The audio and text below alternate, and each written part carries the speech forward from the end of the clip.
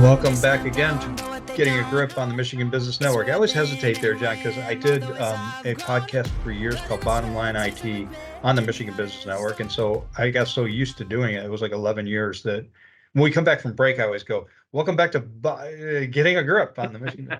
So, but this show, Getting a Grip, is talking about entrepreneurialism, EOS, what EOS means to entrepreneurs, how it can change your life. It can change your business as it has mine, as it has John's. And if you're just joining us, John is an entrepreneur, visionary. He's an attorney. He's a professor. He's an author of best-selling books. He's an advisor to business owners and entrepreneurs and artists. Yours truly being one of the people he advises. And so, John, we talked about EOS and what it's meant to you and all the hats that you have on and all the different roles that you play.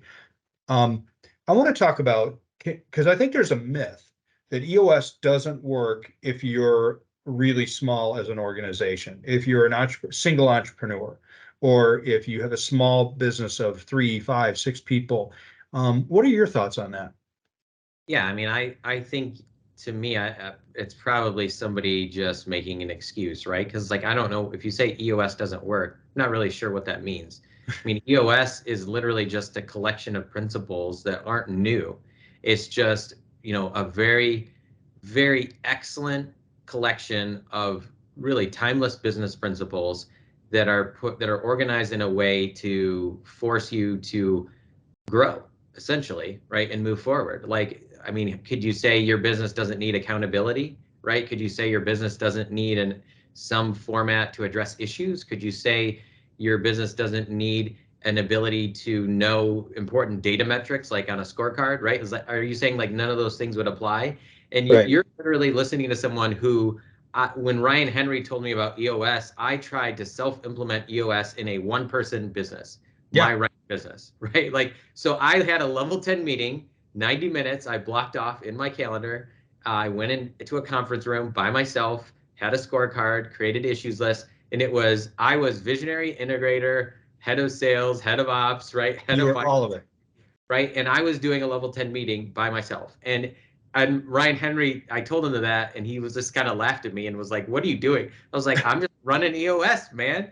Here we go, right? This is it. And it's I think that you can take the principle, certainly. Does it mean you have to hire an implementer right away? Sometimes you might say the cost doesn't make sense, but look, the bottom line is that you need accountability, you need processes, you need a scorecard, you need accountability, you need an issues list, because the reality of business is you have to grow because of inflation, just because of how the business world works. If you don't grow, you're going to go backwards, you're going to lose people, you're going to lose market share. You have to grow. So you need some business system to do that. And if you don't have a business system, or if you think you don't have a business system, it doesn't mean you don't have one, it just might mean that you don't have a good one. Right? So to me, it's you can do it. It's more of, are you entrepreneurial and are you trying to grow?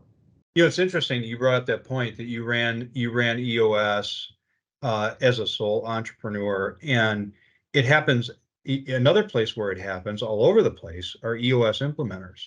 So EOS implementers, some of them have a practice where they might have an integrator or an assistant, or they might have more people, but most of us are pretty lonely. We're independent sole proprietors. I do the same thing with my EOS business. I have I have a VTO, a vision traction organizer, where I've spelled out my vision.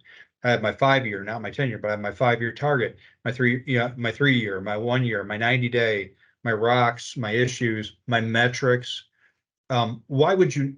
I guess the question would be, how would you run a successful business without those things? If you're not setting the vision, if you're not identifying where you want to be in 5 or 10 years, if you're not identifying what that means, where you have to be in 3 years, if you're not breaking that down to a 1-year set of goals and objectives, and then measuring your progress, you're just hallucinating. I mean, you're just flailing in the wind, right? So, and then as far as the L10 meeting, I've heard of sole entrepreneurs either doing what you did, which I'm a big fan of. Sit down and intentionally go through your metrics, have your own L10 meeting, create your issues. It's just like a clarity break, another EOS tool, where you sit down and you think, what isn't working?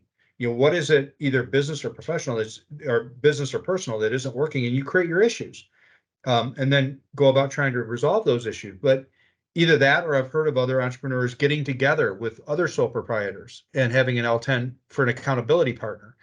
All good ideas, but either way, I love the way you encapsulated it. It's a set of core timeless business principles that have been brought together into a system that work.